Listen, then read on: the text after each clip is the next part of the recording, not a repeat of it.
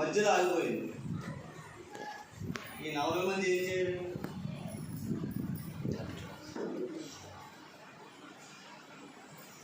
చెప్పండి, ఏదో చేయాలి కదా. మనందరూ అర్థం బస్సు మధ్యలో ఆగిపోయింది. ఆ బస్సు ఏం చేయాలి మరి? స్టార్ట్ అవ్వలేదు. అవును కదండి. కానీ కొంతమంది ఏం చేస్తున్నారంటే ఆ బస్సుని దిగారు 40 మంది. 10 మంది ఏమో వెనకాలంతో వస్తున్నారు, 10 మంది ఎదరంతో వస్తున్నారు, 10 మంది ఏమో ఇటువైపుతో వస్తున్నారు, 10 మంది ఇటువైపు. చదువుతుందా? ఈరోజు హిందూ సమాజం అలాగే ఉంది. కానీ వీళ్ళందరినీ మన గమ్యం చేయాలంటే ఏం చేయాలి?